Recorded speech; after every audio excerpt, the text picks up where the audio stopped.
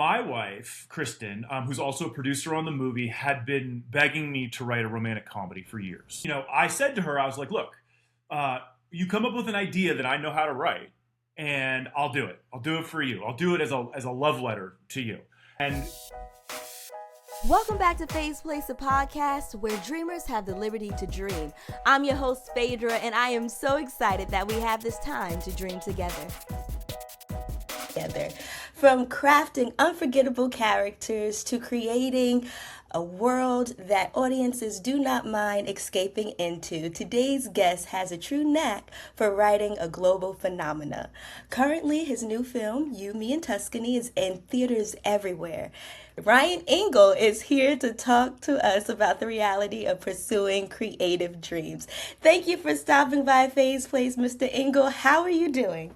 I am excellent, amazing introduction. I am so happy to be here. So take us back to 5-year-old Ryan growing up in Seattle. What did he dream of becoming? 5-year-old Ryan probably was dreaming of being a baseball player. Okay. It was more 12-year-old Ryan who decided he wanted to be a novelist. Okay. So that's where the whole writing thing started for me. Okay, excellent. That was my next question. What inspired your path into becoming a screenwriter? It was a couple of things. First of all, I always loved movies. Some of my earliest memories were, going to the movies with my mom and dad. Like I remember seeing Back to the Future. I remember my mom and dad took me to see this Tom Cruise movie called Cocktail when I was like 7 years old, which was totally inappropriate, but they didn't know. So I always loved movies, and I was always a daydreamer and making up stories and using my imagination. And so movies became that sort of outlet to be able to, express myself and live in a fantastical world that I could create and be in charge of. And yeah. I agree too. I'm also a screenwriter, so that's the best part of the whole thing, right? Mm-hmm. You have taken the world by storm with your new and recent film, You, Me, and Tuscany. So I want to know, do you remember the exact moment you realized, like, this is a film I had to write? So my wife, Kristen, who's also a producer on the movie, had been begging me to write a romantic comedy for years. Oh, I love it. And, I said to her, I was like, look, you come up with an idea that I know how to write, and I'll do it. I'll do it for you. I'll do it as a love letter to you. And so she pitches me this idea one day, and she goes, it was a little bit different, but she pitches me basically You, Me, and Tuscany. And I was like, huh. And it stuck with me. And I started to think about this girl, Anna, and her journey, and how could we fall in love with her, even though she's a bit of a con artist, and like, how do we do this? And it really just clicked into my sort of thriller action movie brain, but on a romantic comedy level. And so I said to my wife, I'm like, let's do it. And so we developed the story together. And then I just started writing it because it just felt like a throwback to the great, romantic comedies of the late 90s and 2000s, and my favorite things like, While You Were Sleeping and the Julia Roberts movie. It was like one of those things. So anyway, I just fell in love with the character, and I started writing, and I was giving my wife like 10 pages a day, and she was reading it, and she's like, oh my God, I love it. And so, yeah. And we and that's how it happened. Now, how long was that writing process? So I started it, and I think I wrote the first half in about 6 weeks, and then I had to go do another job. And so I did that job, and then I came back to it. So I think all in all, it was about a year. But really, the process itself, like probably, 9 to 12 weeks. Like you talked about, you was giving your wife 10 pages a day. So we know the thing about writing, it's always about rewriting. So is there anything in the finished film that is still exactly the same as it was when you had the moment of inspiration? The story is exactly the same. I kid you not. Like from beginning to end, the only difference is the end of the movie originally took place where Anna goes back to New York. And then she comes back to Italy after some time away. That's the only thing from the original story that changed, but everything else is almost identical. A lot of the dialogue has changed because we start to tailor it towards the actors and actresses that come into the movie. But no, for the most part, it is as it was conceived. What was the process of the reason why she didn't come back to New York? Budget, Okay. yeah, Yeah. really, really simple as that. It was just too expensive. Of course, of Yeah. course. Now, You, Me, and Tuscany is not the only film that you have written. You're the writer of The Beast, Breaking In, Rampage, just to name a few. So, I want to talk about your writing process. Do you write your characters with certain actors in mind, or are your characters inspired by the people in your life? Okay, so it depends. It depends on the situation, right? So my first couple of movies that I did were Liam Neeson movies, and I already knew that Liam was going to be in them. So yes, for very much, you're writing for Liam. You're imagining this brusque, Irish, powerful voice saying this dialogue. Um, for Beast and Breaking In, no, it was about developing, the kind of main character that Idris's character in Beast was a single father who was on a spiritual journey to go back to Africa to return his wife to her place of birth after she passed away, who's struggling to be a single dad who doesn't know how to talk to these girls. So these when you start to look at their dynamic and their behavior and what they're up against and the obstacles they need to overcome, that's when they really start to become real. So no, I did not write Beast for Idris, but Idris is incredible in that movie. And I did not write Sean, as named the character in Breaking In. I did not write it for Gabby, but again, she steps into the role and is amazing. Now, Rampage and Yumi and Tuscany were also no actors attached when those characters were created, so it was the same dynamic. Okay, wow, that's very interesting. So, for the audience who really do not understand the process of writing and then how it actually gets made, can you tell us a little bit of, so you write the film and then you have to sell the film, right? So, can you tell us about that process? Yeah, so there's a couple of ways that it goes. So you can write what they call a spec script, which is just you write it on your own. You design all the characters. Sometimes you're locked in a room by yourself. Sometimes you're with your partner. And when you finish the script, if you're not represented, you go seek out representation. An agent or a manager. If you are represented, you send it to them, and then you can sell that script on the open market, right? So that's just a supply and demand issue. It's like just who wants it and who's willing to pay for it, and ideally you get in a bidding war and everybody wants it and you get paid thousands and thousands of dollars or even $1 million or whatever. So that's one way of doing it. Another way of doing it is you sell a pitch. So you design the entire story first without writing the script, but you kind of figure out the whole movie. And then you go in, usually partnering with a producer, and you go pitch it to the studio, and then hopefully they hire you to write the script. And then hopefully you deliver. So Beast was a pitch. Let's see, what else? Rampage was a pitch. Breaking In. Okay, so and then the third way of doing it is you get hired on a job that already exists. So you have a studio that maybe has an idea or a treatment, which is like basically a short story that outlines the movie, or they have a script already, but they want to rewrite it. And then you go in and you almost bid on it like an architect. You say, hey, this is what I would do if I got hired. And then, hopefully they hire you. And then you go and write the script, from that standpoint. So, as a screenwriter, what kind of feedback do you find actually useful versus just the noise? Oh my God. Um, I know, right? what I love, so a lot of times the feedback you'll get, the most frustrating feedback, let's start from the sort of negative side. The most frustrating feedback you could get is, look, I love the script, or I love this part of the script, or I love the story, but this isn't working. And you're like, okay.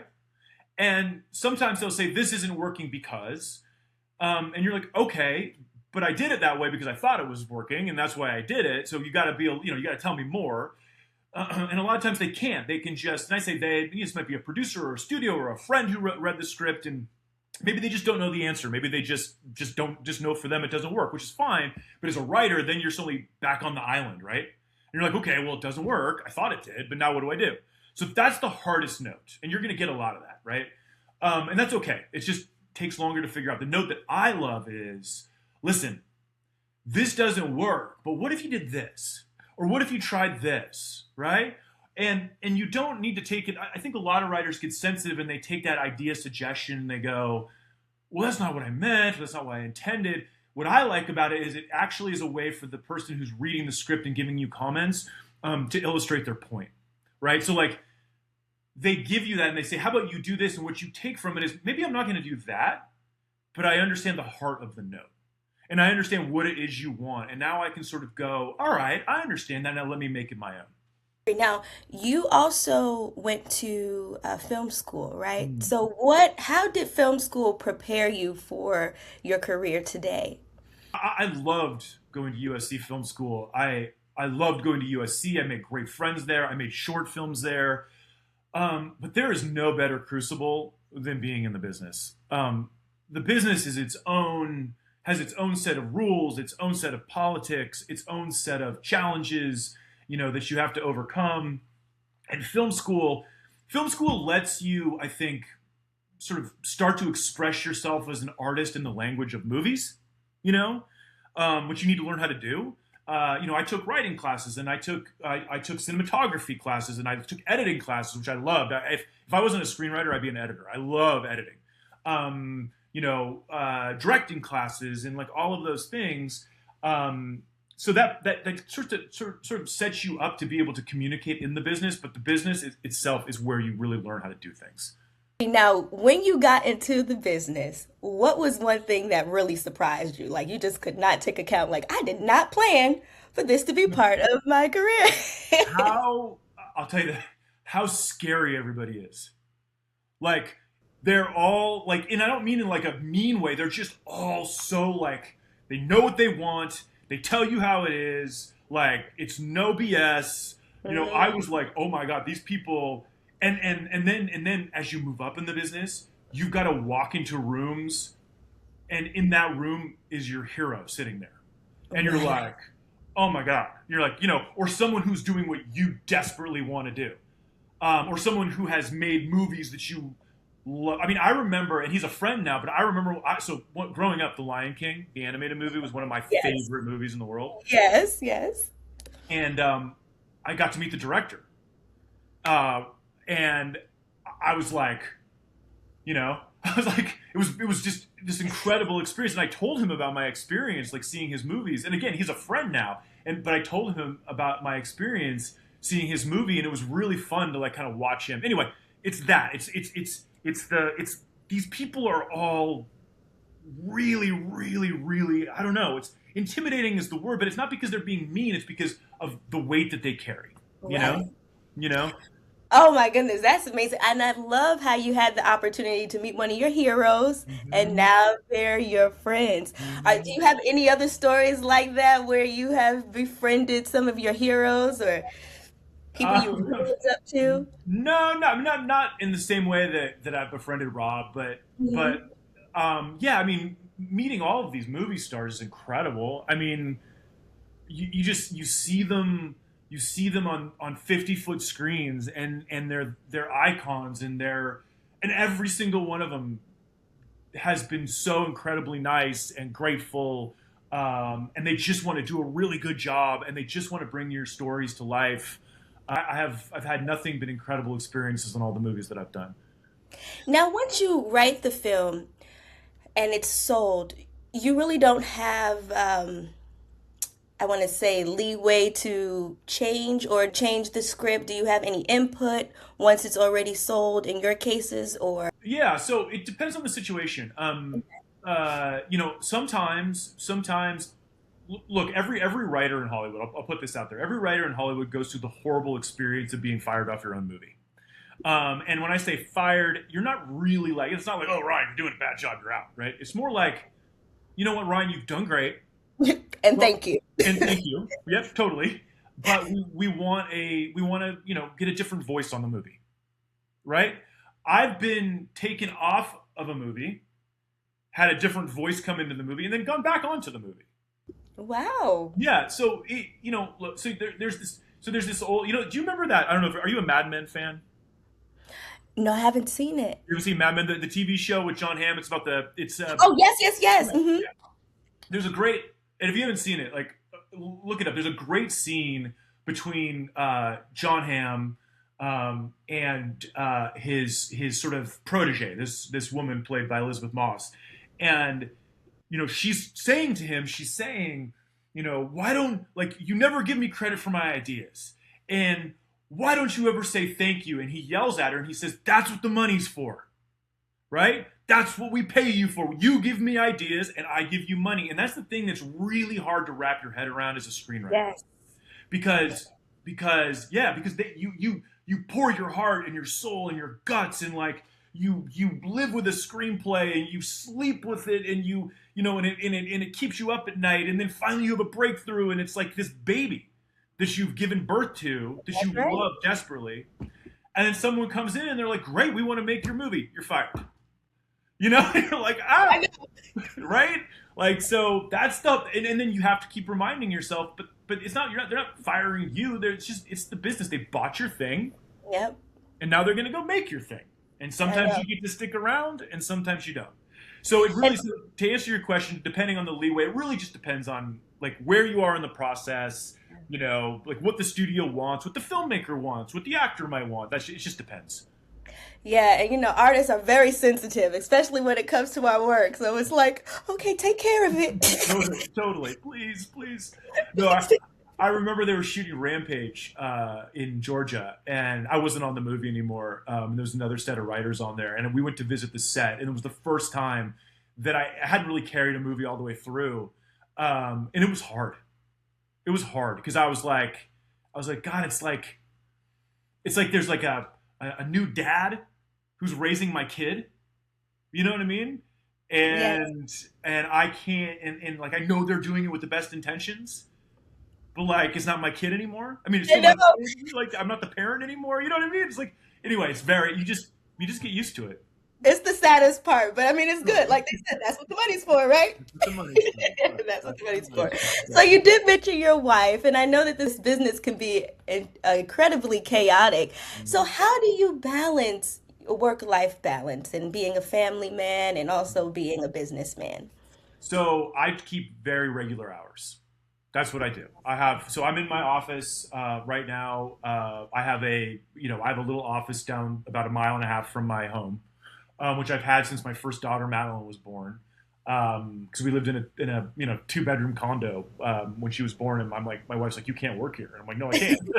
So I got this little office, and I've been here, like I said, it's not 12 years. It's been she's almost 14, so 14 years. I've written all my movies here. And I go into the office I drop my daughter off at school at 8:30, and I come into the office, and at 4:00 I go to the gym or whatever I do, and I go home and I make dinner and hang out with my kids and my wife. That's what I do. That's important to have that structure. So when you're not writing, I know you said you go to the gym. What other things do you enjoy to do? Well, so my younger daughter's a soccer player. I've coached her soccer team, different soccer teams for 6 years. I love that. My dad coached all my sports. I love sports. Go to the movies, obviously. Go to a lot of movies. Watch a lot of TV. I love great TV. Watch a lot of sports. I'm a huge baseball fan. Huge Mariner. So I'm from Seattle originally, so I'm a huge Seattle Mariner fan. Huge Seattle Seahawk fan. We just won the Super Bowl, which was cool. What else? Yeah, I go to the gym. I love to hike. We have all these. I live in LA, so we have all these great hiking trails up in the hills that I love to do. So yeah. What movie do you quote often in real life and refuse to stop? Because I know I have a couple, but what are yours? Jurassic Park. My kids hate it. But I'm gonna butcher it now because I'm on the spot. But it's the line about the scientists. Doing so. Oh God, I can't. I'm on the spot now. I can't even. No, it's okay. You don't have to repeat it, but just. Jurassic Park is a big one for me. That's probably the one. Yeah, I mean, I'm not a big movie quoter, so that would be the one. Okay. So, what advice would you give to aspiring screenwriters? Write as much as you can. Write every day. Absolutely get your stuff out there, get it into people's hands, learn to take rejection, learn to take notes. The thing I always like to say is that everybody in this business is looking for a great script. Everybody. If you write a great script, someone will find it. That is the absolute ironclad truth. I'm telling you, if you have a friend in the business and you can get it to that friend, I'll tell you a story. So before I was a writer, I was a film executive. So I spent 10 years in development. I was an assistant, and then I was a director of development, and then I was a VP, and then I ran a fund where we bought spec scripts and stuff and developed.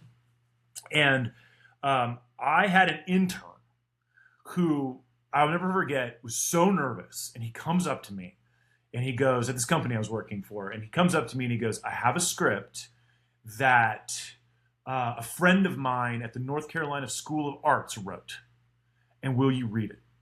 And I was like, yeah, sure. So I go outside, it was raining, and I go outside at lunch and sit under under an awning, and I read this dude's script. And I'm like, oh my God. I loved it, and it was called The Gloaming. It was written by a writer named Travis Beacham. And I went into my boss, and I'm like, we have to buy this script. I read it. And she read it, and she's like, okay, I get it. I love it. Anyway, we set it up at New Line Cinema, and the name was changed to Killing on Carnival Row.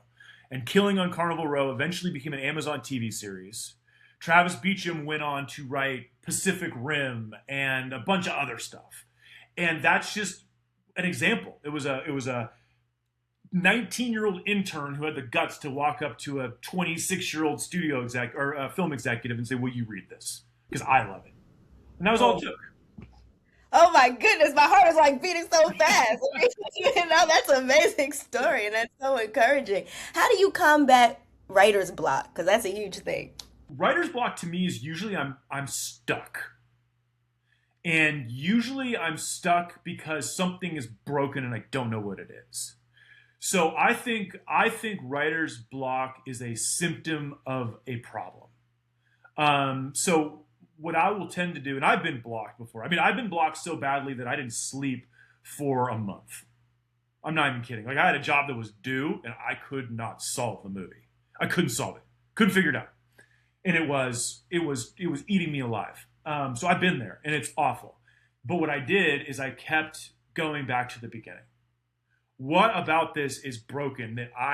There's something nagging in me. It's like I always look at screenwriting as like building a building, right? Yes. And if the foundation isn't solid, the building's gonna fall down. It's gonna lean. It's gonna not want to go up, right? So to me, that's how you overcome. You just keep going back to the beginning, back to the beginning, back to the beginning, and even more than that, well, not even more than that, and then it's walk. I walk a lot. If I'm stuck, I walk, and I just keep playing it over in my head. I get my heart going. I get I get outside, and then Aaron Sorkin, right, is famous for taking showers. That's what he does. He takes showers like 5 times a day if he's blocked. So everybody has their process, but to me, I think writer's block is your creative way, your sort of creative instinct way of telling you something preceding what you're trying to do is not working. Yeah. At least for me. Yeah, no, I do agree. Now, how do you know when it is a problem versus you're not really being as vulnerable as you need to be to get the characters to do what they need to do? That is a gut check, total instinct. You just have to feel it out. Like there are intellectual writers. There are writers who are very cerebral, who can sort of look at a problem academically and go, okay, how do I solve this, right? Like I am an absolute gut instinct writer. So like I have to fully believe that I have to understand like what I'm doing at a DNA level so it can just come out of me. And I think, and you said something which is interesting, which is how do I get a character to do what I need them to do?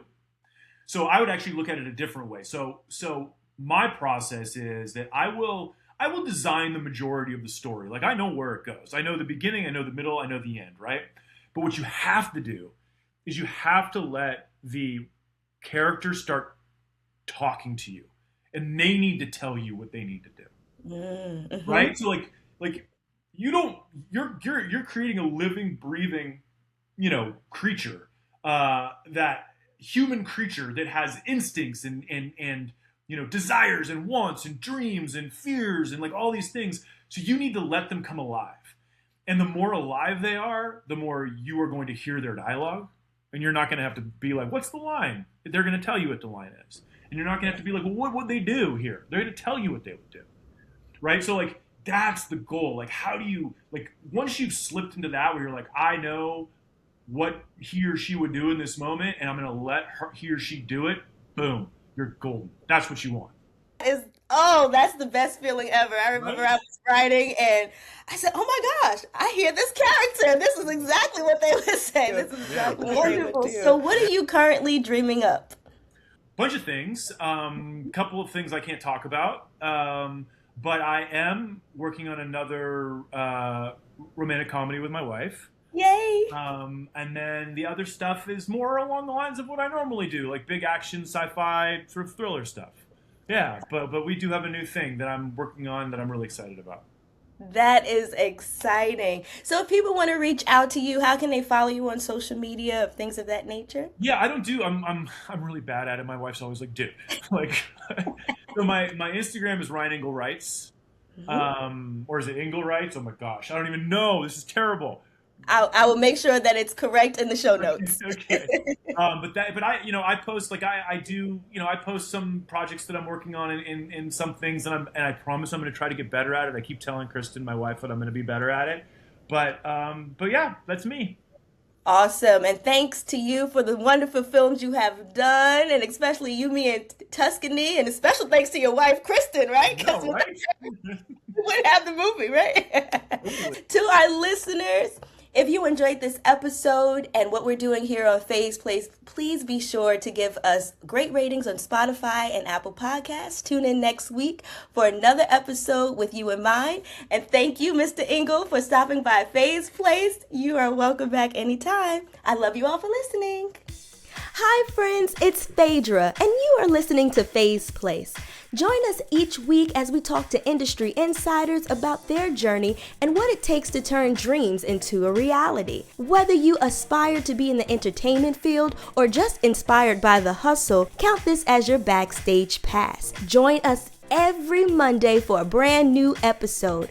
And also follow us on TikTok, Instagram, and Facebook at Phase Place.